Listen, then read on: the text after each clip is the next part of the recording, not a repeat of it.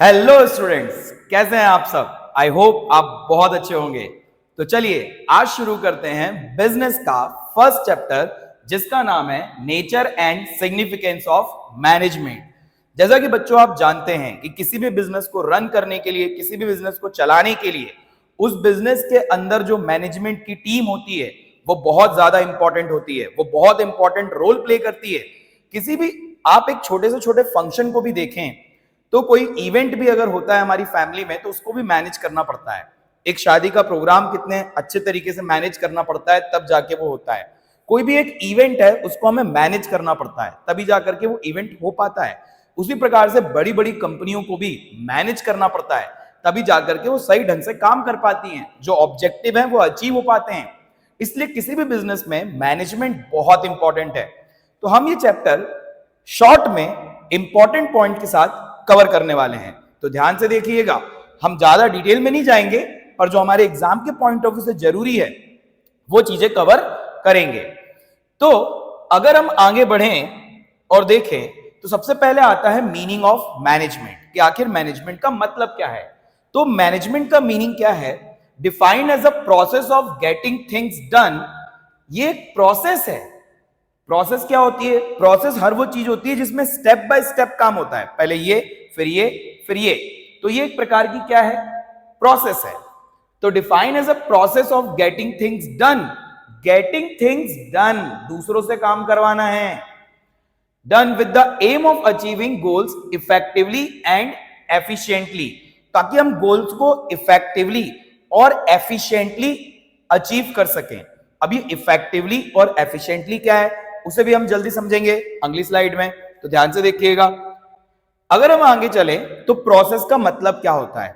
तो process means the activity that management perform to get the things done. मतलब process मतलब कि पहले ये स्टेप फिर ये स्टेप फिर ये स्टेप। जैसे आपकी फैमिली में कोई जैसे मान लीजिए आप अपने घर में रोटी बनाना चाहते हैं, तो रोटी बनाने की क्या प्रोसेस है भाई? सबसे पहले तो गेहूं आएगा, फिर गेहूं को साफ किया जाएगा, फिर गेहूं को पिसाने के लिए लेके जाएंगे, फिर उसमें से आटा लेके आएंगे, फिर आटे को गूंथेंगे, फिर उसकी लेई बनाएंगे, फिर उसको बेलेंगे, फिर रोटी बनाएंगे। तो ये पूरी प्रोसेस है ना। अगर ये प्रोसेस फॉलो नहीं हुई तो मैनेजमेंट सही ढंग से नहीं हो पाएगा। उसी प्रकार से मतलब रोटी सही ढंग से नहीं बन पाएगी। तो उसी प्रकार से मैनेजमेंट भी एक प्रोसेस है। तो मैनेजमेंट की जो प्रोसेस है उसमें 5 चीजें आती हैं, जैसे कि प्लानिंग, ऑर्गेनाइजिंग, स्टाफिंग, डायरेक्टिंग और कंट्रोलिंग। ये पांचों प्रोसेस मिला करके, ये पांचों स्टेप मिला करके मैनेजमेंट की प्रोसेस बनती है। तो प्रोसेस मतलब कोई भी काम स्टेप बाय स्टेप करने को हम प्रोसेस बोलते हैं। अब प्लानिंग क्या होती है? वैसे तो ये सारी चीजें जो जितनी भी प्रोसेस मैंने आपको बताई ये आपके चैप्टर्स हैं, पर हम इसे शॉर्ट में अभी पढ़ लेते हैं क्योंकि फर्स्ट चैप्टर में भी इनके बारे में बताया गया है। Planning means deciding in advance what is to be done in future. Advance में डिसाइड करना कि हमें भविष्य में क्या करना है, उसको हम प्लानिंग बोलते हैं। Organising means organising the human resources in the best possible manner. अपनी ह्यूमन रिसोर्सेज को बेस्ट पॉसिबल मैनर में ऑर्गेनाइज करें, मशीन्स को सही ढंग से ऑर्गेनाइज करें, उसको ऑर्गेनाइजिंग कहते हैं। Staffing, staffing means positioning right people on the right job eight right time. सही समय पे सही व्यक्तियों को सही जगह पे काम पे रखना। Directing, communicating and coordinating the people to work effectively together. Directing क्या करता है? सभी चीजों को एक साथ लाता है, इंस्ट्रक्शंस देता है, गाइड करता है कि कोई काम कैसे होना है। जैसे एक फिल्म का डायरेक्टर होता है ना, बोलता है लाइट कैमरा एक्शन, तो लोग काम करना, हीरो हीरोइन अपना एक्ट करना स्टार्ट कर देते हैं। उसी प्रकार से डायरेक्टिंग इंस्ट्रक्शन देता है, गाइड करता है कि कैसे काम करना है। एंड कंट्रोलिंग, जब भी कोई बिजनेस में गलत चीज हो रही हो, कोई चीज हमारे प्लान के अकॉर्डिंग नहीं जा रही हो, कुछ चीजों में दिक्कतें आ रही हो, तो उसको कंट्रोल करने की जरूरत होती है। तो उसके लिए हम कंट्रोलिंग का फंक्शन पढ़ते हैं। जैसे कि कोई काम होना था इतना पर कम हो रहा है या वेस्टेज ज्यादा हो रहा है, तो उसको कंट्रोल करने की जरूरत है। तो मैनेजमेंट में ये 5 फंक्शन आपको देखने को मिलते हैं। अब अगर हम आगे बढ़े तो इफेक्टिवनेस, इफेक्टिवनेस क्या है? इफेक्टिवनेस और एफिशिएंसी को बड़े ध्यान से सुनिएगा, इसके ऊपर केस स्टडी भी आती है।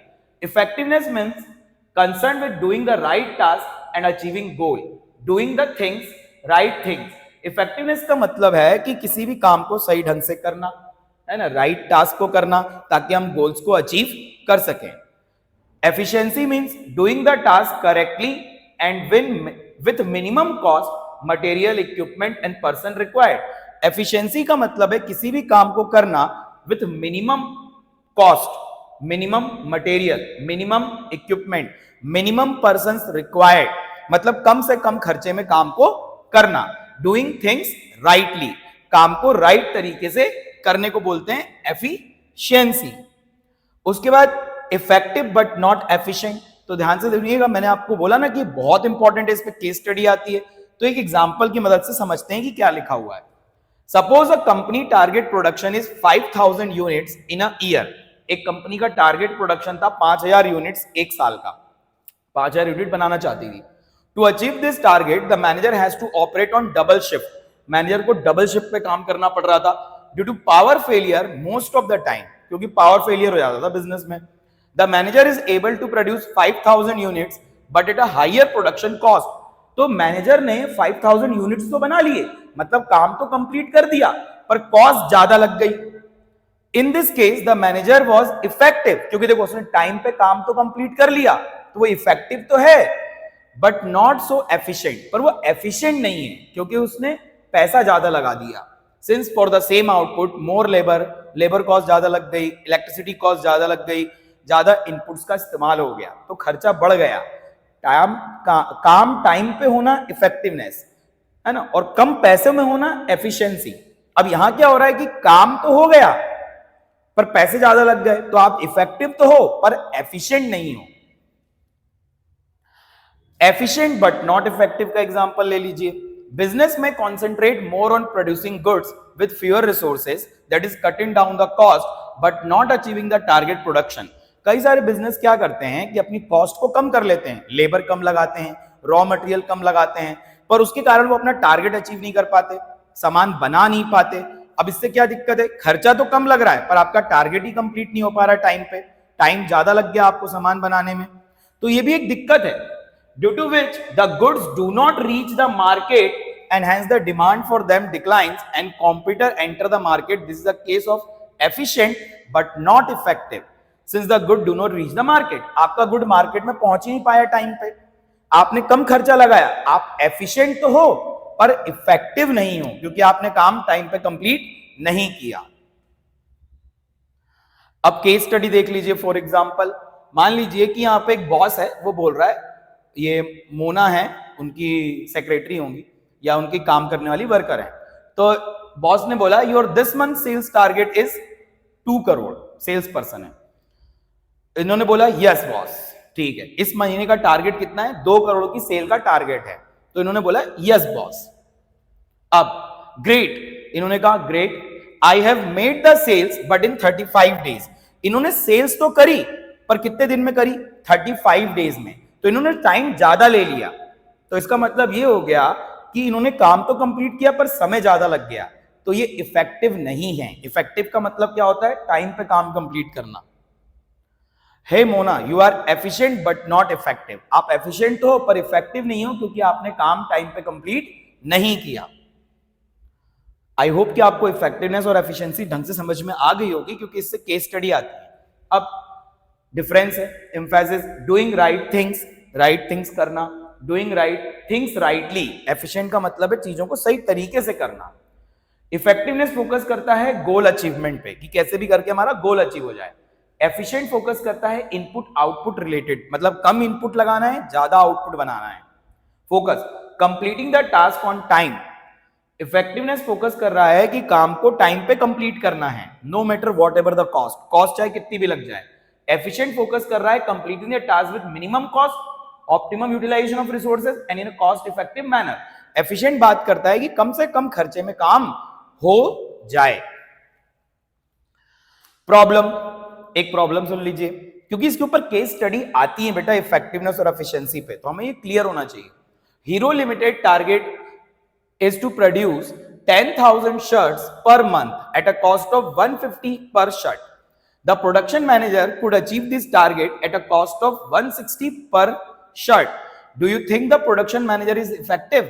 Give one reason in support of your answer. अब देखिए यहां पे क्या हो रहा है, जो हीरो लिमिटेड है उसका टारगेट है 10,000 टी शर्ट बनाने का एक महीने में और 150 रुपए पे। तो चलिए 10,000 टी शर्ट बन गई पर पैसे लग गए 160 रुपए। तो यहां पे क्या हो गया कि कॉस्ट ज्यादा लग गई, तो हीरो लिमिटेड एफिशिएंट नहीं है, इफेक्टिव भले होगी। Yes, he is effective manager as he achieve the target but not efficient, क्योंकि 150 की जगह कितना खर्चा लगा दिया, 160 रुपए लगा दिया। इसलिए देखिए किसी भी ऑर्गेनाइजेशन के अंदर इफेक्टिवनेस और एफिशिएंसी दोनों साथ में चलती हैं और दोनों ही होना जरूरी है। ये एक ही सिक्के के दो पहलू हैं। अगर उसमें से एक चीज हो और एक चीज ना हो तो आपकी ऑर्गेनाइजेशन सही तरीके से काम नहीं कर पाएगी। Effectiveness and efficiency are equally important as being effective means completing the task, but it is not enough just to complete the task. It must be done correctly without wastage of resources. कह रहे हैं कि काम को complete करना तो जरूरी है ही है, साथ में काम को कम से कम कॉस्ट में भी करना जरूरी है। Effectiveness and efficiency are the two sides of the same coin. एक कॉइन के दो पहलू हैं। आई होप आपको इतना क्लियर होगा। नाउ नेचर ऑफ मैनेजमेंट पे आ जाते हैं, तो जल्दी जल्दी कवर कंप्लीट करते हैं बेटा। नेचर ऑफ मैनेजमेंट में मैनेजमेंट क्या है, इसी को आप फीचर बोल सकते हैं। तो मैनेजमेंट मल्टी डायमेंशनल है, कंटिन्यूअस प्रोसेस है, ग्रुप एक्टिविटी है, डायनेमिक फंक्शन है, गोल ओरिएंटेड प्रोसेस है, इंटेंजिबल फोर्स है और परवेसिव है। अब ये होते क्या है, देखिए मल्टी डायमेंशनल मतलब इसमें कई सारी चीजों को कवर किया जाता है। तो मैनेजमेंट के अंदर मैनेजमेंट ऑफ वर्क होता है, काम से रिलेटेड मैनेजमेंट किया जाता है। ट्रांसलेट द वर्क जैसे कि purchase, sale, finance in terms of goal and provide the guidance to achieve it. तो मैनेजमेंट देखता है कि जो काम है उसको कैसे कंप्लीट किया जाए, चाहे वो परचेज से रिलेटेड काम हो, चाहे वो सेल से रिलेटेड काम हो। सेल का टारगेट होता है ना, उसको कंप्लीट करने की कोशिश करता है मैनेजमेंट। मैनेजमेंट ऑफ पीपल, अब आपको पता है आप इतनी बड़ी ऑर्गेनाइजेशन चला रहे हो तो उसमें लोग तो होंगे ही, तो उनका मैनेजमेंट करना भी बहुत जरूरी होता है। Motivate people to work towards achieving the organisational goal, है ना। Management of operations, provide process which involve conversion of input into output. तो मैनेजमेंट ऑफ ऑपरेशन के अंदर क्या है कि हम इनपुट से कैसे आउटपुट बनाएंगे। तो ये तीन चीजों का मैनेजमेंट किया जाता है मल्टी डायमेंशन के अंदर, ये तीन चीजें हैं। कंटिन्यूअस प्रोसेस, मैनेजमेंट एक कंटिन्यूअस प्रोसेस है जो निरंतर चलती रहती है। जैसी मतलब जब तक ऑर्गेनाइजेशन चलेगी तब तक मैनेजमेंट होता रहेगा। There are series of continuous but separate function, जैसे प्लानिंग, ऑर्गेनाइजिंग, स्टाफिंग, डायरेक्टिंग, ये सब फंक्शन अलग अलग हैं पर आपस में जुड़े हुए हैं। ये सब फंक्शन आपस में कनेक्टेड हैं, है ना। Which are together performed by all the managers all the time. ये सारे फंक्शन आपस में कनेक्टेड हैं, इन सबको बार बार मैनेजर करते रहते हैं ऑर्गेनाइजेशन के अंदर। ग्रुप एक्टिविटी, मैनेजमेंट एक ग्रुप एक्टिविटी है, किसी एक आदमी का काम नहीं है, ग्रुप के लोग मिलकर के मैनेजमेंट करते हैं। In organisation different individual have different need, किसी को हायर सैलरी चाहिए, किसी को प्रमोशन चाहिए, किसी को लर्निंग चाहिए। Common goal can made through the team work and coordination, और जो भी कॉमन गोल्स होते हैं वो तब तक मेट नहीं कर सकते हम जब तक हमारे बीच में कोऑर्डिनेशन ना हो और टीम वर्क ना हो। टीम वर्क होना जरूरी है, कोऑर्डिनेशन होना जरूरी है, तभी हम जा करके अपने गोल्स को अचीव कर सकते हैं। डायनामिक फंक्शन, मैनेजमेंट एक डायनामिक फंक्शन है। डायनामिक मतलब जो चेंज होता रहता है, बदलता रहता है हालातों के हिसाब से, सिचुएशन के हिसाब से। Management is a dynamic function and has to adapt itself to the changing environment which consists of various social, economic, political factors. तो मैनेजमेंट एक डायनामिक फंक्शन है जो बार बार चेंज होता रहता है। इसको सोशल, इकोनॉमिक और पॉलिटिकल फैक्टर्स की वजह से अपने आप को बदलना पड़ता है। जैसे McDonald's tikki chart in Indian context, McDonald's कभी भी टिक्की नहीं बनाता था, पर जब वो इंडिया में आया तो उसने कहा यहाँ तो लोग टिक्की खाते हैं, आलू टिक्की, तो उसने अपने आप को चेंज किया और आलू टिक्की अपनी मेन्यू में ऐड किया।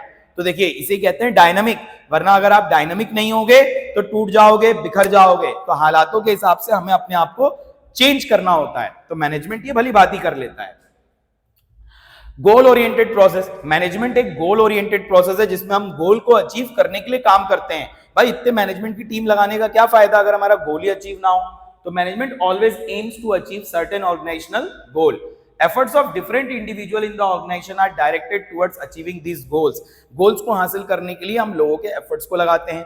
जैसे मान लीजिए कि ये कंपनी है, mobile company, to increase the customer base, Jio ने जैसे कस्टमर बेस बढ़ाया, तो वो उसका गोल था कि मुझे कस्टमर बेस बढ़ाना है, इसलिए उसने जियो की सिम फ्री में दे दी थी कई महीनों तक। तो उससे कस्टमर बेस बढ़ गया, मार्केट शेयर कैप्चर हो गया। फिर उसने कहा बाद में कि अब प्रॉफिट कमाएंगे। तो ऑर्गेनाइजेशन का कुछ गोल होता है, मैनेजमेंट उसको हासिल करने में हेल्प करता है। तो school to provide quality education, तो किसी भी ऑर्गेनाइजेशन का कोई भी गोल हो सकता है और मैनेजमेंट उसको हासिल करने में हमारी ऑर्गेनाइजेशन की मदद करता है। मैनेजमेंट एक इनटेंजिबल फोर्स है, can not be seen but its presence can be felt. When an organization achieve goal, target are made according to plan, when employee are happy and satisfied, तो आपको लगेगा कि हाँ यार मैनेजमेंट अच्छा है। अगर आपकी ऑर्गेनाइजेशन में सब लोग हैप्पी हैं, सारे टारगेट टाइम पे पूरे हो रहे हैं, तो आपको होगा मैनेजमेंट अच्छा है। तो मैनेजमेंट ऐसे नहीं दिखता आपको, जब वो उसकी प्रेजेंस फील तब होती है जब वो होता नहीं है। जैसे टारगेट मैट नहीं हो रहे होंगे तो आपको लगेगा अरे यार दिक्कत है, टारगेट मैट नहीं हो रहे मतलब मैनेजमेंट ढंग से काम नहीं कर रहा है। तो मैनेजमेंट एक इंटेंजिबल फोर्स है जिसको हम फील कर सकते हैं, देख नहीं सकते। जैसे गूगल है, तो गूगल को पता है कि उसके सर्च इंजन जाइंट पे 32,467 फुल टाइम एम्प्लॉई हैं, बढ़ गए होंगे, पुराना डाटा हो सकता है। Highest earner with a reported salary of $14100, receive over 1 million resumes. तो ऑब्वियसली बात है, समझ में आता है कि मैनेजमेंट का, गूगल का मैनेजमेंट अच्छा है, तभी उसके पास इतनी सारी चीजें आ रही हैं। तो मैनेजमेंट को आप समझ सकते हैं कि यार वो अच्छा है जब उसमें अच्छे रिस्पॉन्स आते हैं आपकी ऑर्गेनाइजेशन में। All pervasive, management is a universal concept. Management एक यूनिवर्सल कंसेप्ट है and is required in all organisation, चाहे ऑर्गेनाइजेशन छोटी हो, चाहे ऑर्गेनाइजेशन बड़ी हो, चाहे बिजनेस हो, चाहे नॉन बिजनेस हो, मैनेजमेंट हर जगह लगता है। Management is applicable everywhere, it is universal, सर्वत्र। मैनेजमेंट सर्वत्र है, चाहे वो स्कूल हो, चाहे वो कॉलेज हो, चाहे वो घर हो, चाहे वो कोई इंस्टीट्यूट हो, हर जगह मैनेजमेंट लगता है। मैनेजमेंट ऑल परवेसिव, मैनेजमेंट एक ऑर्गेनाइजेशन में भी लगता है, वो तो लगता ही है। तो मैनेजमेंट परवेसिव है, सर्वत्र है, हर जगह आपको देखने को मिलेगा। Now the next topic is objectives of management. Management के क्या ऑब्जेक्टिव हैं? तो मैनेजमेंट के 3 ऑब्जेक्टिव होते हैं, social objective, organisational objective, personal objective. इन 3 ऑब्जेक्टिव के लिए मैनेजमेंट काम करता है। सबसे पहले हमें दिया हुआ है ऑर्गेनाइजेशनल ऑब्जेक्टिव्स। ऑर्गेनाइजेशनल ऑब्जेक्टिव क्या होते हैं? किसी भी ऑर्गेनाइजेशन को, जो ऑर्गेनाइजेशन का सबसे मेन ऑब्जेक्टिव होता है वो ऑर्गेनाइजेशनल ऑब्जेक्टिव होता है। उसके अंदर 3 प्रकार की चीजें आती हैं, एक सर्वाइवल, एक प्रॉफिट और एक ग्रोथ। कोई भी ऑर्गेनाइजेशन सबसे पहले अपने आप को सर्वाइव कराना चाहती है, और सर्वाइव करने के लिए an organisation must earn enough revenue to cover its cost. तो ऑर्गेनाइजेशन को इनफ रेवेन्यू कमाना होता है ताकि वो अपनी कॉस्ट को कवर कर सके। अगर आप कॉस्ट ही कवर नहीं कर पाए तो क्या आप बिजनेस में सर्वाइव कर पाएंगे? क्या आप मार्केट में टिक पाएंगे? नहीं टिक पाएंगे। तो एक बिजनेस इतना जरूर पैसा कमाए कि वो मार्केट में सर्वाइव कर सके, उसके लिए उसकी कॉस्ट का कवर होना बहुत क्या है, जरूरी है। फिर जब सर्वाइव कर लेता है आदमी, कोई बिजनेस सर्वाइव कर लेता है, तो प्रॉफिट कमाने के बारे में सोचता है। तो essential incentive for successful operation of enterprise and reward for bearing risk. आपने इतना रिस्क लिया, आपने इतना काम किया, उसके लिए आपको प्रॉफिट मिलना चाहिए। तो सबसे पहले सर्वाइवल, फिर प्रॉफिट। और जब फिर प्रॉफिट होने लग जाता है तो सोचता है आदमी कि अब ग्रोथ करें, बिजनेस को और ज्यादा एक्सपेंड करें, increasing sale volume, increasing the number of employ, number of product, increasing capital, बढ़ाना ताकि हम ग्रोथ कर सकें। तो ये हमारे 3 ऑर्गेनाइजेशनल ऑब्जेक्टिव होते हैं। फिर आता है सोशल ऑब्जेक्टिव। सोशल ऑब्जेक्टिव मतलब समाज के लिए, हमारे लोगों के लिए, या हमारे जो कर्मचारी काम कर रहे हैं उनके लिए। Giving employment opportunity to the needy section of the society. हम ज्यादा से ज्यादा उन लोगों को रोजगार का मौका दें जिनको जरूरत है, ये सोसाइटी के लिए एक अच्छा कदम हो सकता है। Providing basic amenities like school, clean drinking water to employ, using environment friendly method of production, जिससे हम सोसाइटी को फायदा पहुंचा सके। क्योंकि अल्टीमेटली हमारा बिजनेस इसलिए चल रहा है क्योंकि सोसाइटी है। अगर सोसाइटी ना होगी तो हमारा प्रोडक्ट कौन खरीदेगा?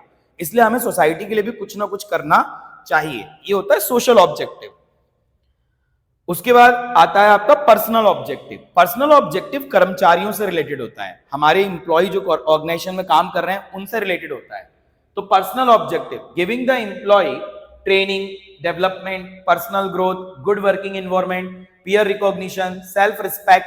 पीयर रिकॉग्निशन मतलब जिनके साथ हम काम कर रहे हैं वो लोग हमको रिकॉग्नाइज करें कि हाँ ये बंदे ने बहुत अच्छा काम किया, इस व्यक्ति ने बहुत अच्छा काम किया। Chances of growth and promotion, good salary and perks, ये बहुत जरूरी चीजें हैं। अगर आप चाहते हो कि आपका कर्मचारी आपके ऑर्गेनाइजेशन में बना रहे और वो आपके साथ काम करता रहे, तो आपको अपने कर्मचारी के लिए सब करना पड़ेगा, उसको ट्रेनिंग देनी पड़ेगी, डेवलपमेंट देना पड़ेगा, पर्सनल ग्रोथ देनी पड़ेगी। फिर इंपॉर्टेंस ऑफ मैनेजमेंट, मैनेजमेंट की क्या इंपॉर्टेंस है? तो मैनेजमेंट की importance help in achieving group गोल को अचीव करने में हेल्प करता है, एफिशिएंसी बढ़ाता है, डायनेमिक ऑर्गेनाइजेशन में हेल्पफुल रहता है, helps in achieving personal objective, development of society करने में हेल्प करता है। तो ये जरा इनको ध्यान से देखते हैं एक एक करके। Group goals, management gives a common direction to the individual department. जैसे फाइनेंस डिपार्टमेंट को कहेगा कि पैसे को ज्यादा ज्यादा सेव करो, अच्छे से यूटिलाइज करो। प्रोडक्शन डिपार्टमेंट को कहेगा कि सामान ज्यादा बनाओ, टारगेट पूरे करो, प्रोडक्शन करो। परचेज डिपार्टमेंट को कहेगा रॉ मटेरियल अच्छा खरीदो, कम रेट पे खरीदो, है ना। तो जो भी ऑर्गेनाइजेशन में काम करने वाले डिपार्टमेंट्स होते हैं उन सबके गोल डिसाइड होते हैं और वो सभी लोग मिलकर काम करते हैं, तभी पूरी ऑर्गेनाइजेशन का गोल अचीव हो पाता है। तो it bring human and non human resources together. Non human मतलब मशीनें और ह्यूमन मतलब कर्मचारी, इन सबको एक साथ लेके आता है ताकि ऑर्गेनाइजेशन का गोल अचीव हो सके। इंक्रीज एफिशिएंसी, एफिशिएंसी का मतलब मैंने आपको बताया था कम से कम कॉस्ट में ज्यादा से ज्यादा काम होना। Manager try to reduce cost and increase productivity through better planning, organising, directing, staffing, controlling. तो कॉस्ट को कम से कम रखना है और प्रोडक्टिविटी को ज्यादा से ज्यादा रखना है, उसको बोलते हैं एफिशिएंसी। इसको हमने डिटेल में अभी समझा था पीछे। यूजफुल इन डायनामिक ऑर्गेनाइजेशन, मैंने अभी आपको बताया था डायनामिक ऑर्गेनाइजेशन क्या होती है, जो बार बार अपने आप को हालातों के हिसाब से चेंज कर लेती है। Organisation function in an changing environment, management help people adopt these changes to survive and growth. Example, Nokia launches new brands after some time.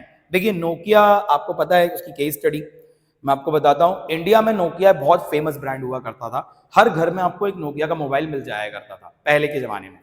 फिर क्या हुआ, नोकिया ने अपने आप को सही तरीके से अपडेट नहीं किया, जहां पे दूसरे मोबाइल फोन ने अपने अंदर ऑपरेटिंग सिस्टम एंड्रॉइड डाला, वही नोकिया ने विंडोज के साथ गया और उसकी डिमांड मार्केट में कम हो गई। फिर बाद में उसने एंड्रॉइड पे शिफ्ट किया, तो काफी टाइम हो गया, मतलब वो हालातों के हिसाब से अपने आप को बदल नहीं पाया, जिसके कारण उसकी डिमांड बहुत गिर गई थी और अभी भी वो रिकवर करना चाह रहा है बट नहीं कर पा रहा उतने अच्छे से, है ना। तो डायनामिक होना बहुत जरूरी है। अगर आप समय के साथ नहीं बदलेंगे, अपनी ऑर्गेनाइजेशन में सही चेंजेस नहीं लाएंगे, तो आप टूट जाएंगे। जैसे कहते हैं ना, हवा का झोंका चल रहा है और एक पेड़ है और जो मुड़ जाता है या झुक जाता है तो बच जाता है, और जो पेड़ तना हुआ खड़ा रहता है वो टूट जाता है। तो सेम चीज है, तो हालातों के हिसाब से हमें चेंज करना चाहिए।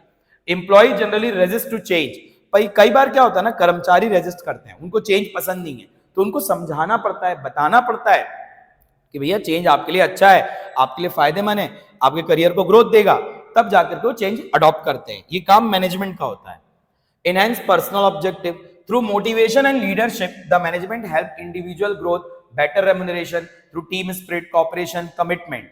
तो ऑर्गेनाइजेशन की सक्सेस के लिए बहुत जरूरी है हम पर्सनल ऑब्जेक्टिव्स को भी हासिल करते हैं, टीम स्पिरिट लेके देते हैं, कॉपरेशन बनाते हैं, कमिटमेंट्स को पूरा करते हैं, लीडरशिप प्रोवाइड करते हैं, मोटिवेशन प्रोवाइड करते हैं, ताकि हमारे कर्मचारी हमारे साथ मिलकर के काम करें, तभी तो हमारी ऑर्गेनाइजेशन सक्सेस होगी, है ना। इसके बाद है डेवलपमेंट ऑफ सोसाइटी। देखिए आप सोसाइटी को कभी निग्लेक्ट मत करिए, क्योंकि आपका बिजनेस सोसाइटी की वजह से चल रहा है, तो आपको सोसाइटी के लिए कुछ ना कुछ करना पड़ेगा। Help the society providing good quality product दे दीजिए, उनको सर्विसेज दे दीजिए, एम्प्लॉयमेंट अपॉर्चुनिटी क्रिएट करिए, कॉस्ट ऑफ प्रोडक्शन को कम करिए, इससे सोसाइटी के लोगों को बेनिफिट होगा। ये बहुत जरूरी है, सोसाइटी के प्रति अपनी जिम्मेदारियों को समझना चाहिए। नेचर ऑफ मैनेजमेंट की बात करें तो 3 प्रकार के नेचर है मैनेजमेंट में, एक साइंस, एक आर्ट और एक प्रोफेशन। देखो बच्चों, आपको पता है कि ये स्पीडी हो रहा है लेक्चर, पर हमें करना पड़ेगा क्योंकि हमारे पास समय नहीं है ना। तो मैनेजमेंट 3 प्रकार से हैं, साइंस, आर्ट और प्रोफेशन। अब ये क्या होते हैं, ध्यान से सुनिएगा। मैनेजमेंट इज साइंस और नॉट, मैनेजमेंट साइंस है या नहीं है। फीचर ऑफ साइंस, पहले हमें देखना पड़ेगा साइंस के क्या फीचर्स हैं। तो systematic body of knowledge based on experimentation and observation, universal applicability. Science में ये सारे फीचर आपको देखने को मिल जाएंगे, साइंस में सारी चीजें होती हैं। अगर यही चीजें मैनेजमेंट में भी होंगी तो हम बोलेंगे मैनेजमेंट एक साइंस है। अगर होंगी तो science systematic body of knowledge है, साइंस जिसकी हम स्टडी कर सकते हैं, जिसकी हम पढ़ाई कर सकते हैं। That explain certain general truth और the operation of general law, जो हमें लॉज के बारे में बताता है, जनरल ट्रुथ बताता है। Based on cause and effect relationship, science cause and effect relationship पे बेस्ड होता है। जैसे न्यूटन के थर्ड लॉ है, every action has an equal and opposite reaction. आपको पता है क्या कहते हैं कि जो साइंस के लॉज होते हैं वो किसी ना किसी फिनोमिना पे बेस्ड होते हैं, तो कॉज एंड इफेक्ट रिलेशन चलता है, ऐसा करोगे तो ऐसा होगा। जैसे यहाँ पे एग्जाम्पल बना हुआ है कि बारिश हो रही है, सन निकला हुआ है, तो उसका इफेक्ट से क्या होगा, रेनबो बन जाएगा। तो साइंस में कॉज एंड इफेक्ट चलता है। तो क्या यही चीजें मैनेजमेंट में होती हैं बेस्ड ऑन एक्सपेरिमेंटेशन? वो भी हम बाद में देखेंगे, पहले देखिए और क्या साइंस में होता है। बेस्ड ऑन एक्सपेरिमेंटेशन, साइंस के जो प्रिंसिपल है वो एक्सपेरिमेंट से बने हैं, develop through the observation then tested through the repeated experimentation, से उसको टेस्ट किया जाता है, ऑब्जर्वेशन से उसको बनाया जाता है। Example, water boiled at 100 degree convert into vapours. तो 100 डिग्री सेल्सियस पे अगर आप वाटर को गर्म करोगे तो वेपर में कन्वर्ट हो जाएगा, करके देखा होगा, एक्सपेरिमेंट है। तो साइंस में एक्सपेरिमेंट भी होते हैं। साइंस की यूनिवर्सल वैलिडिटी होती है, वो हर जगह लगता है। Applicability of science result show same result under given condition. Example, H2 plus O2 equals to HO2। तो साइंस के जो प्रिंसिपल होते हैं वो यूनिवर्सल एप्लीकेबल होते हैं। समझ गए ना आप बात को, हर जगह लगते हैं। Let us see whether management is science और not. Systematic body of knowledge वाला जो हमने पॉइंट पढ़ा था, like science management is a systematic body of knowledge. Management भी एक सिस्टमैटिक बॉडी ऑफ नॉलेज है, इसमें भी बुक्स अवेलेबल हैं, कोर्सेज अवेलेबल हैं, आप साइंस की पढ़ाई कर सकते हो, इसमें नॉलेज ले सकते हो, इसमें डिग्री ले सकते हो। तो आप कह सकते हो कि मैनेजमेंट एक साइंस है, ये फीचर प्रेजेंट है। Based on experiment and observation, क्या साइंस में तो एक्सपेरिमेंट ऑब्जर्वेशन होते हैं, तो क्या मैनेजमेंट में भी होते हैं? Management principle are derived through the observation and repeated experimentation. हाँ, मैनेजमेंट में भी होते हैं। But however since management deal with the human whose behavior is difficult to understand and are not capable of being accurately predicted, this feature is not 100% applicable। पर देखिए, जो management है ना वो इंसानों पे लगता है और साइंस जो है वो सराउंडिंग्स पे लगती है। तो मैनेजमेंट जो है जो इंसानों पे लगता है, और हर एक इंसान का बिहेवियर दूसरे इंसान से अलग होता है, इसलिए आप ये एग्जैक्टली नहीं कह सकते कि ऐसा ही होगा। मैनेजमेंट का कोई प्रिंसिपल लगा के आप ये नहीं कह सकते कि ऐसा ही होगा, जरूरी नहीं है ऐसा हो। एक जगह अगर वैसा हुआ था तो दूसरी जगह वैसा हो, ऐसा जरूरी नहीं है। एक ऑर्गेनाइजेशन में ऐसा रिजल्ट आया तो दूसरी जगह भी वैसा ही आएगा, ऐसा भी जरूरी नहीं है, क्योंकि ये इंसानों पे लगता है और इंसान का बिहेवियर चेंज होता रहता है। दैट्स व्हाई मैनेजमेंट के प्रिंसिपल ज्यादा एक्यूरेट होते हैं, पर साइंस के प्रिंसिपल ज्यादा एक्यूरेट होते हैं, पर मैनेजमेंट के प्रिंसिपल उतने एक्यूरेट नहीं होते। तो ये 100% प्रेजेंट नहीं है, ये वाला फीचर है ना। तो एक फीचर प्रेजेंट नहीं है। No universal applicability, principle of management like principle of science provide manager with the certain standardised technique that can be used in different situation. However, since the principle of management have to be modified according to the given situation, their applicability and use is not universal। देखिए, management के जो principal हैं उनको हमें modify करना पड़ता है, change करना पड़ता है, इसलिए उनका यूज यूनिवर्सल नहीं होता। तो this feature of science is not fully present in management, ये फीचर पूरी तरीके से प्रेजेंट नहीं है। कंक्लूजन क्या है? मैनेजमेंट एक इनएग्जैक्ट साइंस है, या कह सकते हैं सोशल साइंस है, क्योंकि इसमें सारे फीचर प्रेजेंट नहीं है साइंस के। Not exact as that of science, as it deal with the human being which keep on changing and it is very difficult to predict their behavior accurately। आप कह सकते हो कि मैनेजमेंट एक soft science है या flexible science है।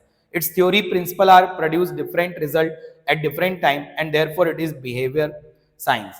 तो आप कह सकते हैं कि मैनेजमेंट जो है वो बिहेवियरल साइंस है, सॉफ्ट साइंस है, वो पूरी तरीके से साइंस की तरह एग्जैक्ट नहीं है। चलिए तो आगे बढ़ते हैं। मैनेजमेंट इज आर्ट और नॉट, मैनेजमेंट क्या आर्ट है या आर्ट नहीं है, इसको समझते हैं। देखिए, ये मैनेजर्स हैं, आपको मुकेश अंबानी दिख जाएंगे, आपको महिंद्रा एंड महिंद्रा के सीईओ दिख जाएंगे, आर्टिस्ट में आपको ए.आर. रहमान दिख जाएंगे, है ना, शाहरुख खान दिख जाएंगे। तो आर्टिस्ट कौन होते हैं? आर्टिस्ट जो आर्ट करते हैं, कोई कला का प्रदर्शन करते हैं, और मैनेजर हमारी जो कंपनियों के मैनेजर होते हैं। अब आर्ट क्या होता है? Skilful and personal application of existing knowledge to achieve the desired result. Desired result को हासिल करने के लिए जो हम skilful and personal application of existing knowledge लगाते हैं, आर्ट में एक पर्सनल टच होता है। जैसे सारे सिंगर एक ही तरीके के राग पढ़ते हैं, पर हर आदमी गाता अलग है। सोनू निगम अलग गाते हैं, है ना, अरिजीत सिंह अलग गाते हैं।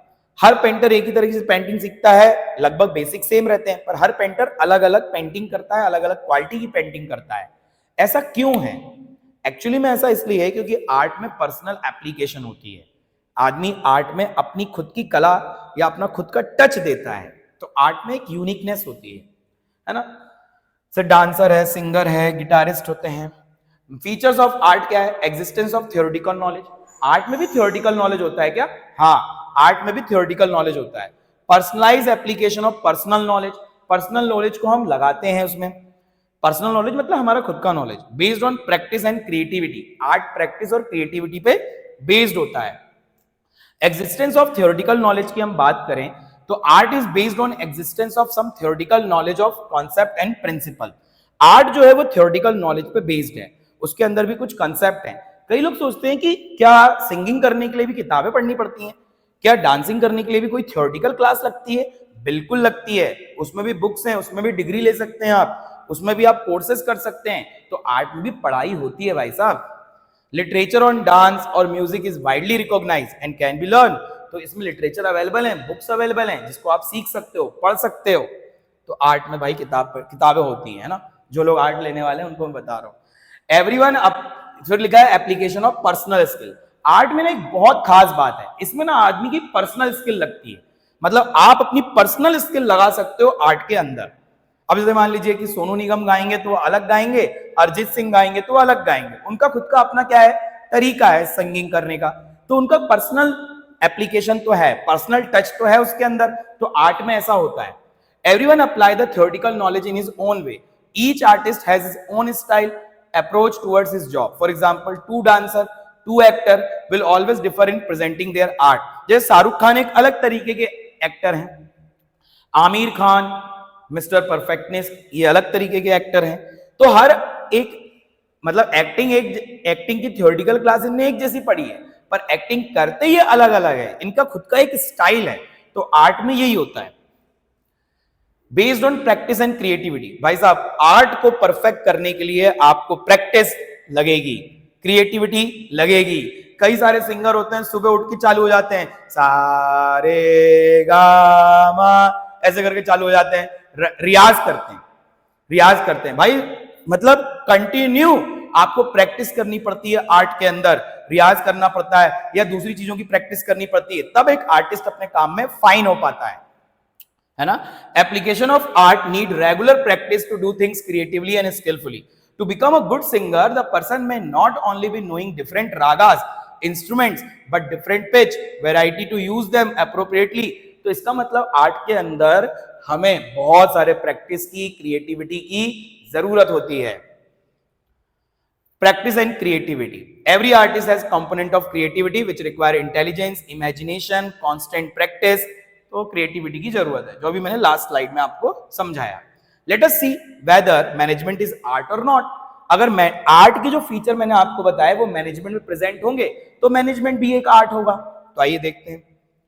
Existence of theoretical knowledge. आपको पता है मैनेजमेंट में थ्योरेटिकल नॉलेज है, मैनेजमेंट की हम पढ़ाई कर सकते हैं और आर्ट में भी थ्योरेटिकल नॉलेज है। तो ये वाली बात तो क्लियर है कि हाँ यस ये फीचर है।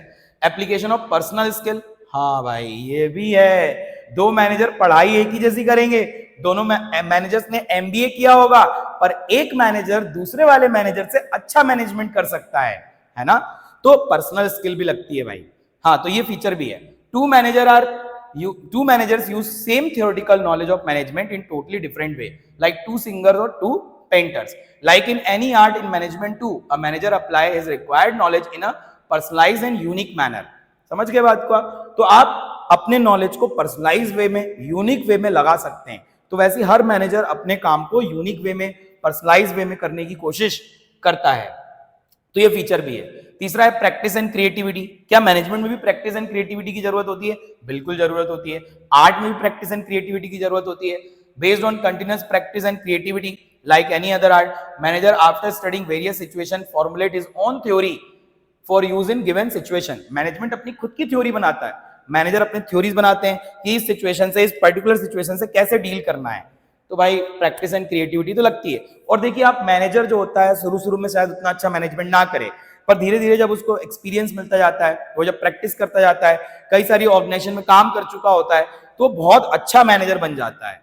तो प्रैक्टिस से आदमी की काबिलियत निखर जाती है, कह सकते हैं आप, conclusion, all the features of art are present in management. चलो भैया, मैनेजमेंट के अंदर आर्ट के सारे फीचर क्या हैं? प्रेजेंट हैं। Therefore management is an art. Management एक पूरी तरीके से क्या है? आर्ट है। तो आगे चलते हैं। तो देखिए, मैनेजमेंट इज प्रोफेशन और नॉट। भाई साहब, प्रोफेशन, प्रोफेशन मतलब एक ऐसी चीज जिसके अंदर आपको बहुत ज्यादा पढ़ाई करने की जरूरत है, उसकी स्किलफुल नॉलेज चाहिए होती है और उसके अंदर कंप्लीट डिटेल्ड नॉलेज चाहिए होती है आपको प्रोफेशन के अंदर। तो प्रोफेशनल्स की काफी डिमांड भी होती है मार्केट में। तो देखते हैं क्या मैनेजमेंट एक प्रोफेशन है। आइए, प्रोफेशन के क्या फीचर होते हैं? Well defined body of knowledge, restricted entry, associated of professional, ethical code of conduct, service motive. इनको जरा डिटेल में देखते हैं। Profession include those activity which require special knowledge training to be applied by individual. Profession में उन activities को लिया जाता है जिसमें आदमी के पास स्पेशल नॉलेज होनी चाहिए, उसको ट्रेनिंग आनी चाहिए। मतलब ट्रेनिंग भी दी जाती है क्या प्रोफेशन में? बिल्कुल। आप डॉक्टर, लॉयर, सीए को देख लीजिए, ट्रेनिंग होती है उनकी। ये सब प्रोफेशन है। Well defined body of knowledge, all professions are based on well defined body of knowledge, this can be acquired through instructions. अच्छा, एक बात समझिए, प्रोफेशन में मैंने आपको बताया कि लॉयर, डॉक्टर प्रोफेशन होते हैं। ओके, तो अब उसका फीचर है पहला, और हम नीचे ही देख लेंगे कि वो प्रेजेंट है कि नहीं है मैनेजमेंट में। ठीक है, well defined body of knowledge, all profession are based on well defined body of knowledge. तो देखिए, प्रोफेशन में आप पढ़ाई कर सकते हैं, प्रोफेशन एक well defined body of knowledge है, उसकी आप डिग्री ले सकते हैं, उसमें आप स्टडी कर सकते हैं। तो क्या मैनेजमेंट में भी कर सकते हैं? बिल्कुल कर सकते हैं। मैनेजमेंट में आप एमबीए कर सकते हैं, उसकी बुक्स अवेलेबल हैं। इवन आप अभी जो बुक्स पढ़ रहे हैं वो मैनेजमेंट की ही हैं। तो ये फीचर तो प्रेजेंट है। पहला वाला फीचर तीनों में प्रेजेंट है। दूसरा है रिस्ट्रिक्टेड एंट्री। भैया, प्रोफेशन में हर आदमी नहीं एंटर हो सकता। आपको अगर डॉक्टर बनना है तो आपको एमबीबीएस की डिग्री लेनी पड़ेगी, वरना आप कहलाओगे झोला छाप डॉक्टर, और झोला छाप डॉक्टर को पुलिस बंद कर देती है। तो जब तक आपके पास डिग्री नहीं होगी तब तक आप डॉक्टर नहीं बन सकते। लॉयर बनना है तो आपको एलएलबी करनी पड़ेगी। अब जब तक आपके पास एलएलबी की डिग्री नहीं होगी तो आप काला कोट पहन के कहो कि यार मैं लॉयर हूं, तो ऐसा थोड़ी ना होता है भाई। हर आदमी प्रोफेशन में एंटर नहीं हो सकता जब तक कि उसके पास डिग्री ना हो, उस कोर्स को उसने कर ना लिया हो। The entry to a profession is restricted through acquiring educational degree, साफ साफ लिखा हुआ है। तो क्या मैनेजमेंट करने के लिए भी डिग्री की जरूरत है? नहीं, कोई जरूरत नहीं है। आप अपने घर का मैनेजमेंट कर, आपकी मम्मी आपके घर के मैनेज करती है कि नहीं करती है?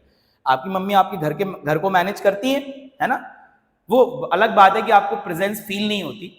जब जिस दिन मम्मी गांव जाएंगी उस दिन आपको पता चलेगा कि मम्मी कैसे मैनेज करती थी घर को, है ना? तो मैनेजमेंट करने के लिए कोई ऐसी एज सच डिग्री की जरूरत नहीं है, आप बिना डिग्री के भी मैनेजमेंट कर सकते हो। This feature is not applicable to management as management is open to all individual who want to learn skill of management। तो भाई जरूरी नहीं कि आपके पास डिग्री हो, जो भी आदमी मैनेजमेंट करना चाहता है कर सकता है और सीख सकता है।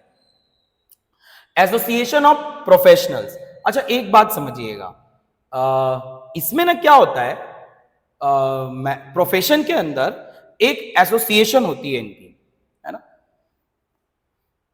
थोड़ी स्लाइड बड़ी हो गई है। ओके, तो all professions are require affiliation from a professional association which award certificate of practice and impose a code of conduct. देखिए, आप जितने भी प्रोफेशन देखेंगे उनकी एक एसोसिएशन है। एसोसिएशन मतलब जैसे कि लॉयर की एसोसिएशन को हम बार काउंसिल बोलते हैं। अब बार काउंसिल बताएगी कि कोई लॉयर कैसे परफॉर्म करेगा, क्या नहीं करेगा, काला कोट पहनेगा, माय लॉर्ड बोलेगा। कोड्स ऑफ कंडक्ट डिसाइड करती है कि आप क्या कर सकते हैं और क्या नहीं कर सकते। तो सारे प्रोफेशन में एक एसोसिएशन है। जैसे सीए की एसोसिएशन है, जितने भी चार्टर्ड अकाउंटेंट्स होते हैं उनकी एसोसिएशन है आईसीएआई। उसी प्रकार से डॉक्टर्स की एसोसिएशन है ऑल इंडिया मेडिकल काउंसिल। ये सभी एसोसिएशंस बताती हैं कि एक प्रोफेशन कैसे बिहेव करेगा। तो ये बात तो भाई प्रोफेशन में है, इसलिए आप देखेंगे प्रोफेशनल्स काफी ऑर्गेनाइज्ड होते हैं और सही तरीके से बिहेव करते हैं, क्योंकि उनके लिए एक एसोसिएशन बनाई गई है जो उनको बताती है कि उनको क्या करना है और क्या नहीं करना है, क्या चीजें अलाउड हैं और क्या अलाउड नहीं है। मैनेजमेंट में भी ऐसी एसोसिएशंस हैं, पर इन एसोसिएशन के साथ रजिस्ट्रेशन कंपलसरी नहीं है। आप चाहो तो रजिस्ट्रेशन कराओ, चाहो तो रजिस्ट्रेशन ना कराओ, और इनके कानून भी उतनी तेजी से या उतने स्ट्रिक्टली आपके ऊपर नहीं लगते या मैनेजर्स के ऊपर नहीं लगते। This feature is not applicable to management as it is not compulsory for manager to be a member of any management association, है ना। इसकी हेडिंग थी मैनेजमेंट एसोसिएशन, वो दिख नहीं रही है, ऊपर चली गई है। इथिकल कोड ऑफ कंडक्ट, अगर इथिकल कोड ऑफ कंडक्ट की बात करें तो इथिकल कोड ऑफ कंडक्ट देखिए, आपने कभी देखा है लॉयर को कि लॉयर कभी क्या कहते हैं हाफ पैंट में कोर्ट चला गया हाफ पैंट में जाकर के कोर्ट में कह रहा है माय लॉर्ड दिस इज मैं यहां आया हूं, ये मेरा क्या कहते हैं मेरा वो व्यक्ति है जिसके ऊपर आरोप लगाया गया है, विक्टिम है, ऐसा करके कभी नहीं होता ऐसा। क्यों नहीं होता? क्योंकि आपको बताया गया है कि आपको किस तरीके से बिहेव करना है, आपको बताया गया है कि आपको काला कोट पहन के आना है, काली टाई लगानी है तो आपको लगाना है भाई, वाइट जो वो नहीं बांधते गले में वो आपको करना है भाई। ऐसा क्यों नहीं बोलते जज साहब अरे चुप हो जाओ, क्यों आवाज कर रहे हो, क्यों शोर मचा रहे हो, नहीं बोलते ना। क्या वो उनके पास एक हथौड़ी रहती है छोटी सी, वो ऑर्डर ऑर्डर ऑर्डर। क्यों ऐसा ही क्यों बोलना है भाई? क्योंकि उनने कोड ऑफ कंडक्ट सेट कर रखा है कि आपको ऐसा ही करना है ना। तो ये कोड ऑफ कंडक्ट क्या होते हैं कि कोई भी जो प्रोफेशनल होता है उसको इस तरीके से बिहेव करना है ताकि उस प्रोफेशन की इमेज और रेपुटेशन मेंटेन हो सके। तो क्या मैनेजमेंट में भी इसी प्रकार के कोड ऑफ कंडक्ट है? नहीं, ऐसा नहीं है। All profession are bounded by code of conduct which guide the behaviour of its members. Example bar council of India for lawyers, IMAI for doctors, ICI for chartered accountant. This feature is not 100% applicable in management. अभी ये पूरी तरीके से applicable नहीं है management में, है ना। उसके बाद है सर्विस मोटिव। जितने भी प्रोफेशनल्स हैं वो सब सर्विस देने के लिए काम करते हैं, वो अपने क्लाइंट्स को सर्विस देते हैं। डॉक्टर अपने पेशेंट का इलाज करता है, चार्टेड अकाउंटेंट अपने क्लाइंट को सर्विस देते हैं, लॉयर अपने जो क्लाइंट है उनके केस को लड़ते हैं। तो the basic motive is to serve the client interest in society, ये प्रोफेशन के अंदर होता है। मैनेजमेंट में ऐसा नहीं होता। This feature is not 100% applicable in management as basic aim of management is to help the organisation. तो मैनेजमेंट क्या करती है? ऑर्गेनाइजेशन की मदद करती है, क्लाइंट की नहीं। एक संस्था को रन करने में हेल्प करती है। तो ये फीचर पूरी तरीके से प्रेजेंट नहीं है। Conclusion, management is not considered as a full flash profession like law और मेडिसिन। तो अभी मैनेजमेंट पूरी तरीके से प्रोफेशन नहीं है। Is management becoming a profession? हाँ, कह सकते हैं। या management is becoming a profession. This can be seen emerging trend in business. मैं पढ़ा रहा हूं जब से, तब से ही मैनेजमेंट प्रोफेशन बन रहा है, पर आज तक नहीं बना। 6-7 साल हो गए मुझे पढ़ाते हुए, और जब मैं पढ़ता था तब भी मैनेजमेंट प्रोफेशन बन रहा था, पर आज तक नहीं बना है। All big company employs professional manager at all level. मतलब अभी इस तरीके से रिकॉग्निशन नहीं मिला है लॉ की तरफ से, है ना। तो many Indian company take initiative to replace family member by professional manager. पर आजकल ये चेंज देखा जा रहा है कि कई सारी कंपनियों में प्रोफेशनल्स को हायर किया जा रहा है ना। तो ये अच्छा कदम है, प्रोफेशनल हायर करने चाहिए। लेवल ऑफ मैनेजमेंट की बात करें तो हमारे पास लेवल ऑफ मैनेजमेंट है। मैनेजमेंट करने के भी लेवल्स हैं भाई साहब। हाँ, every individual in the hierarchy is responsible for successful completion of particular task। Hierarchy क्या होती है? जो ऊपर से नीचे तक आती है ना, ये टॉप लेवल, ये मिडिल लेवल, ये लोअर लेवल, ऐसा। Authority responsibility relationship bind individual as superior and subordinate. Superior कौन होता है? जिसके पास पावर ज्यादा होती है। सबऑर्डिनेट कौन होता है? जो उसके नीचे काम करता है ना। तो एक पूरा लेवल चलता है। तो ये सबसे ज्यादा पावर किसके पास होती होगी? टॉप लेवल के पास, उससे कम मिडिल लेवल के पास, उससे कम लोअर लेवल के पास।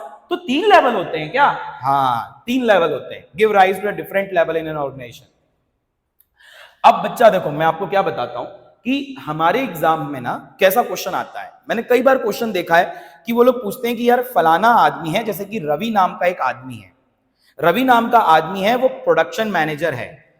अब बताइए कि वो कौन से लेवल पे काम करता है और उस लेवल के क्या फंक्शन है। तो आपको समझना होगा कि प्रोडक्शन मैनेजर टॉप लेवल में आता है, मिडिल लेवल में आता है, या लोअर लेवल में आता है। तो मैनेजर है तो मिडिल में आता होगा। तो फिर आपने लेवल डिसाइड किया मिडिल लेवल। फिर आपको ये देखना पड़ेगा कि उस लेवल के क्या क्या फंक्शंस होते हैं, वो याद करके आपको वहां लिखने पड़ेंगे। तो इस टाइप के क्वेश्चन आते हैं। तो मैं आपको डेजिग्नेशंस बताता हूं कि कौन से लेवल ऑफ मैनेजमेंट पे क्या क्या डेजिग्नेशंस हैं, उसे आपको याद करना है। जैसे टॉप लेवल मैनेजमेंट में कौन कौन लोग आते हैं? प्रेसिडेंट आता है, चीफ फाइनेंशियल ऑफिसर आता है, चेयरमैन आता है, चीफ ऑपरेटिंग ऑफिसर आता है, चीफ एग्जीक्यूटिव ऑफिसर आता है जिसको हम CEO बोलते हैं, वाइस प्रेसिडेंट आता है, जनरल मैनेजर, ध्यान दीजिएगा, कई बच्चे क्या सोचते हैं कि मैनेजर सारे मिडिल में आते हैं। बेटा सारे मैनेजर मिडिल में आते हैं, पर एक मैनेजर को छोड़ के जिसका नाम है general manager, GM. GM, good morning GM. ठीक है, तो याद रखिएगा। तो जनरल मैनेजर जो होता है एकमात्र ऐसा मैनेजर है जो टॉप लेवल में आता है, बोर्ड ऑफ डायरेक्टर्स। ये पोस्ट आप याद कर लेना, मैं आपको बोल रहा हूं ये डेजिग्नेशंस बहुत इंपॉर्टेंट है, इससे ही आप लेवल पता लगा पाएंगे। इसके फंक्शन क्या होते हैं, टॉप लेवल क्या काम करता है, to integrate the different diverse element and coordinate the activity of different department to overall objective of the organisation. Top level हमारी पूरी ऑर्गेनाइजेशन के गोल को अचीव करने में मदद करता है, सारी एक्टिविटीज को कोऑर्डिनेट करता है, एक साथ लेके आता है, बिजनेस एनवायरनमेंट को एनालाइज करता है और उससे बिजनेस को कैसे सरवाइव करना है ये बताता है, गवर्नमेंट के साथ जाके डील करता है टॉप लेवल ही, responsible for welfare and survival of organisation. पूरी ऑर्गेनाइजेशन का जिम्मा टॉप लेवल के ऊपर होता है, उसी को वही सर्वाइवल देखता है, वही वेलफेयर देखता है। Decide long term goal of the organization, organization के लॉन्ग टर्म गोल्स को देखता है, स्ट्रेटजी बनाता है ताकि हम उन लॉन्ग टर्म गोल्स को अचीव कर सके। To arrange resources of man, machine, material, money to achieve the desired goal. ये मैन, मशीन, मटेरियल, मनी को अरेंज करता है ताकि गोल को अचीव किया जा सके। मिडिल लेवल मैनेजमेंट में कौन कौन आता है, मिडिल लेवल मैनेजमेंट में सारे मैनेजर्स आते हैं, बस जनरल मैनेजर को छोड़ के। Production manager, purchase manager, finance manager, personal manager, marketing manager, departmental head भी आते हैं, प्लांट सुपरिटेंडेंट भी आता है। मिडिल मैनेजमेंट क्या होता है, linking pin between the top and lower level management. ये एक लिंकिंग पिन है टॉप लेवल और लोअर लेवल के बीच में, ये टॉप लेवल और लोअर लेवल को जोड़ के रखता है, इसलिए हम इसको लिंकिंग पिन बोलते हैं। मिडिल लेवल मैनेजमेंट के क्या फंक्शंस हैं, making manpower planning to see that their department has necessary personal. Middle level management ये देखता है कि हमारे डिपार्टमेंट में जितने लोगों की जरूरत है क्या उतने लोग हैं, अगर कम है तो और लोगों को अपॉइंट करता है। Assign necessary duty and responsibility to them. Middle level management अपने कर्मचारियों को ड्यूटी देता है, उनको काम असाइन करता है, रोल देता है कि आपको क्या काम करना है। ये दूसरे डिपार्टमेंट के साथ मिलकर कॉपरेट करता है, कॉपरेशन प्रोवाइड करता है। जैसे परचेज डिपार्टमेंट प्रोडक्शन डिपार्टमेंट के साथ कॉपरेट करेगा, परचेज डिपार्टमेंट सामान खरीद के लाएगा, प्रोडक्शन डिपार्टमेंट उससे सामान बनाएगा, सेल डिपार्टमेंट उससे बेचेगा। Responsible for all the activities of first line manager, जो सुपरवाइजरी लेवल होता है इसके नीचे जो आता है उसकी सारी रिस्पॉन्सिबिलिटीज के लिए ये लोग जिम्मेदार होते हैं। ये इंटीग्रेट करता है policies frame by top level management. जो टॉप लेवल मैनेजमेंट जो पॉलिसी बनाता है उनको जोड़ना, उनको इंटीग्रेट करने का काम मिडिल लेवल मैनेजमेंट का होता है। फिर आता है ऑपरेशनल मैनेजमेंट, इसमें कौन आता है, superintendent, section officer, foreman, supervisors. ये लोअर मैनेजमेंट होता है, सबसे नीचे आता है। अब इसके क्या फंक्शन है, सॉल्विंग वर्कर्स प्रॉब्लम। ये वर्कर के साथ बहुत ज्यादा कनेक्टेड होता है क्योंकि वर्कर के जस्ट ऊपर होता है, तो वर्कर की प्रॉब्लम को सॉल्व करना, उनकी कंप्लेन को सॉल्व करना, उनकी प्रॉब्लम्स को देखना, उनको सेफ्टी प्रोवाइड करना, ये वर्कर की प्रॉब्लम्स को मिडिल लेवल को बताता है ताकि एक बेटर ह्यूमन रिलेशन बन सके। और instruction of middle level management को जाके मिडिल लेवल जो मैनेजमेंट जो इंस्ट्रक्शंस देता है वो वर्कर को समझाता है।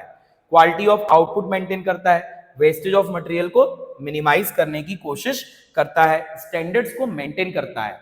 एक्चुअली में ये लोग जाके काम करवाते हैं, ये लोग हैं वो लोग जो काम करवाते हैं।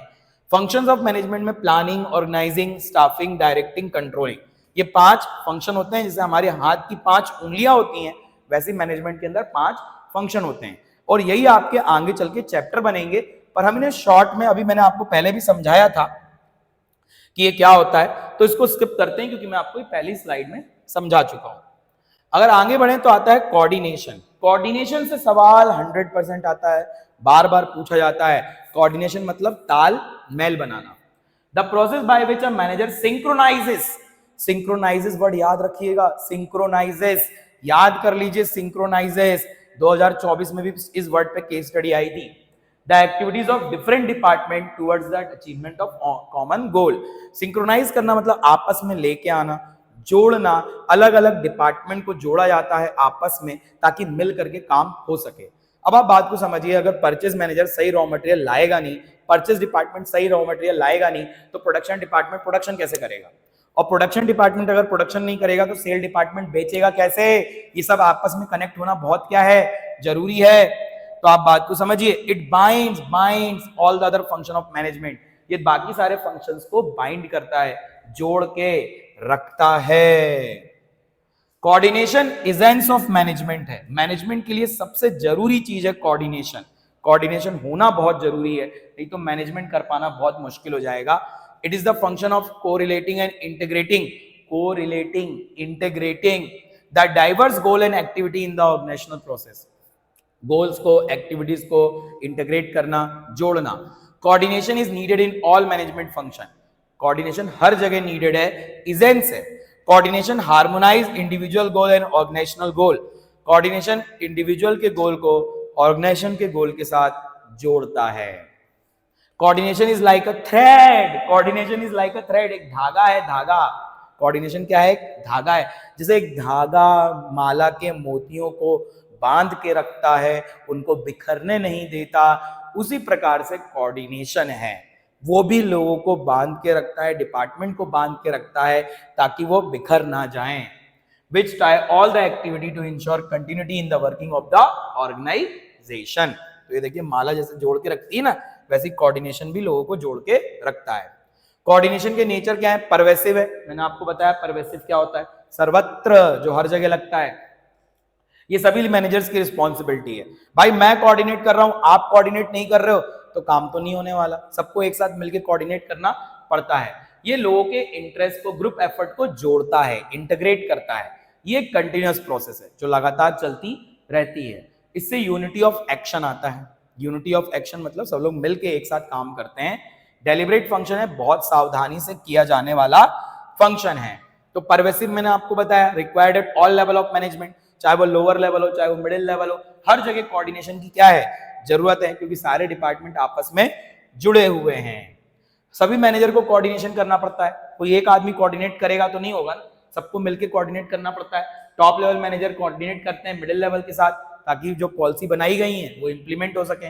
मिडिल लेवल कोऑर्डिनेट करता है दोनों के साथ, बेचारा बीच में है तो टॉप के साथ भी करता है, लोअर के साथ भी करता है। ऑपरेशनल लेवल मिडिल वालों के साथ और वर्कर के साथ करता है ना, तो सबके साथ कोऑर्डिनेशन करना पड़ता है। इंटीग्रेट ग्रुप एफर्ट को जोड़ता है। Coordination unite diverse interest into purposeful work activity and give a common focus to the group effort. Group effort देखिए, जैसे कि मान लीजिए सब लोग अलग अलग डायरेक्शन में काम कर रहे हैं, पर कोऑर्डिनेशन क्या करेगा? सबको जोड़ करके एक कॉमन गोल अचीव करने में हेल्प करता है। कंटिन्यूअस प्रोसेस है, कोऑर्डिनेशन एक टाइम प्रोसेस है, कंटिन्यूअस प्रोसेस है जो लगातार चलती ही रहती है। प्लानिंग स्टेज से शुरू होती है और कंट्रोलिंग पे जाके खत्म होती है, फिर वापस प्लानिंग से शुरू हो जाती है। Ensure unity of action, secure unity between the department and ensure that all the action is aimed at achieving the goal of the organization। ये यूनिटी लेकर के आता है, ये सुनिश्चित करता है कि सभी लोग मिलकर आपस में काम कर रहे हो, सभी लोग मिलकर के आपस में परफॉर्म कर रहे हो ताकि ऑर्गेनाइजेशन का गोल अचीव हो सके। डेलिब्रेट फंक्शन है, बहुत सावधानी से किया जाने वाला फंक्शन है, बहुत सोच समझ के इसको करना पड़ता है। Manager coordinate the effort of different people in a careful and planned manner so that the member of department work willingly. देखिए कोऑर्डिनेशन रहेगा तो सब लोग मिलकर आपस में विलिंगली काम करेंगे, एक साथ मिलकर काम करेंगे। Coordination is essence of management. Coordination is not a separate function of management but essence of management. Essence याद रखिएगा, कोऑर्डिनेशन मैनेजमेंट का एसेंस है। Like a thread in garland, coordination is a part of management function. Coordination management function का part है, जैसे एक धागा मोतियों को पिरो के रखता है, उसी प्रकार से मैनेजमेंट जो है वो सारी एक्टिविटीज को, सारे डिपार्टमेंट्स को एक साथ जोड़ करके रखता है। Process of coordinating the activity of organization begins at the planning stage itself. Planning से शुरू होता है, कंट्रोलिंग पे खत्म होता है, फिर चालू हो जाता है प्लानिंग से। इंपॉर्टेंस ऑफ कोऑर्डिनेटिंग, कोऑर्डिनेशन की क्यों जरूरत है? Growth in size, functional differentiation, specialization. आइए जरा इन्हें डिटेल में समझते हैं। An organization grow in size, as organization grow in size, the number of employed also increases। जैसे जैसे ऑर्गेनाइजेशन साइज में बड़ी होती है, उसमें जो काम करने वाले लोग हैं वो भी बढ़ते जाते हैं। अब देखो यार, जहां ज्यादा लोग होंगे वहां दिक्कतें तो होंगी, परेशानियां तो होंगी, आपस में कोऑर्डिनेशन बनाना बहुत क्या है? जरूरी है। Necessary that individual work towards the common goal through coordination. तो हम ये कोशिश करते हैं कि इंडिविजुअलों के साथ मिलकर के कोऑर्डिनेशन बनाया जाए ताकि वो कॉमन गोल को अचीव करने में हमारी हेल्प करें। Functional differentiation, function of an organization are divided into department divisions like finance, production, marketing. हमारी ऑर्गेनाइजेशन के अंदर जो अलग अलग डिपार्टमेंट्स हैं, अलग अलग बहुत सारे डिपार्टमेंट होते हैं, उनके बीच में भी कोऑर्डिनेशन होना जरूरी है। अलग अलग डिपार्टमेंट्स हैं इसलिए उनके बीच में कोऑर्डिनेशन होना है। अब भाई अलग अलग डिपार्टमेंट ना होते तो कोई बात ही नहीं थी, पर अलग अलग डिपार्टमेंट हैं इसलिए उनके बीच में तालमेल बनाना जरूरी है। वही मैंने बताया था ना आपको, परचेस डिपार्टमेंट अगर सही माल खरीदेगा नहीं तो प्रोडक्शन वाला सही माल बना नहीं पाएगा, सही माल बनेगा नहीं तो सही माल बिक भी नहीं पाएगा। तो कोऑर्डिनेशन होना बहुत ज्यादा जरूरी है। Specialization, big organization have high degree of specialization due to exist complexity of modern technology and diverse work. देखिए एक जो बड़ी बड़ी संस्थाएं होती हैं उसमें बहुत ज्यादा स्पेशलिस्ट काम करते हैं, उसके अंदर बहुत सारे लोग ऐसे होते हैं जिनके पास हाई लेवल ऑफ नॉलेज होता है, वो अपने आप को समझते हैं कि उनको ही सब कुछ आता है। अब दो लोग अगर ऐसे होंगे ना तो वो आपस में लड़ जाएंगे। Coordination is required by an individual person to settle the different opinion. अब कोई एक एक्सपर्ट कह रहा है नहीं ऐसे नहीं ऐसे होगा, कोई एक कह रहा है नहीं ऐसे नहीं ऐसे करेंगे। अब दोनों में तालमेल बनाना बहुत क्या है, जरूरी है। वही बात है ना, एक मयान में दो तलवारें नहीं रह सकती, उसी प्रकार से होता है। तो कोऑर्डिनेशन यहाँ पे बहुत जरूरी हो जाता है जब बहुत सारे स्पेशलिस्ट आपकी ऑर्गेनाइजेशन में काम कर रहे हो। कोऑर्डिनेशन और कोऑपरेशन दो अलग अलग चीजें होती हैं। Coordination plan and implemented bye administrative authority. Coordination करवाया जाता है बोल के कि आपको इसके साथ कोऑर्डिनेट करना है, आपको उसको ऑनर करना होता है, आपके ऊपर ऑब्लिगेशन होती है। Cooperation depend on will of the employ. Cooperation आपकी विल पे डिपेंड करता है, आप चाहो तो करो, ना चाहो तो ना करो। They may or may not cooperate. तो कॉपरेशन जबरदस्ती नहीं करवाया जाता, कोऑर्डिनेशन करवाया जाता है। प्रायोरिटी, कोऑर्डिनेशन एक वाइडर टर्म है ना, और cooperation considered part of coordination, तो कोऑर्डिनेशन का पार्ट है। Support, whole hearted support of employ and department. Coordination के लिए सबका सपोर्ट की जरूरत है। कॉपरेशन में lead to unbalance development. Cooperation में देखिए सब जबरदस्ती तो करवा नहीं सकते, तो कोई कॉपरेट करता है और कोई कॉपरेट नहीं करता, आपकी इच्छा पे डिपेंड करता है।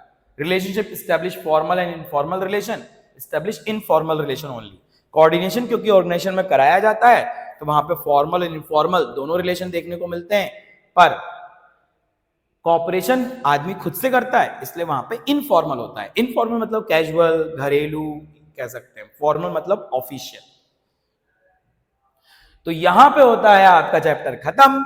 हमने इस चैप्टर को बहुत ज्यादा डिटेल में नहीं पढ़ा और बहुत ज्यादा लाइट भी नहीं पढ़ा, हमने इसको मीडियम तौर पे पढ़ा है ताकि वो आपको अच्छे तरीके से समझ में आ जाए, आपके एग्जाम में हेल्पफुल हो। इसको आप वन शॉट वीडियो कह सकते हैं। तो मिलेंगे हम आपसे एक नए वीडियो के साथ अगले दिन। तो आप इस चैनल को सब्सक्राइब कर लीजिए, इसको अपने दोस्तों के साथ शेयर कर दीजिए, और अगर आपको कोई भी डाउट हो तो आप मुझसे कमेंट सेक्शन में अपने डाउट्स को पूछ सकते हैं। थैंक यू, जय हिंद।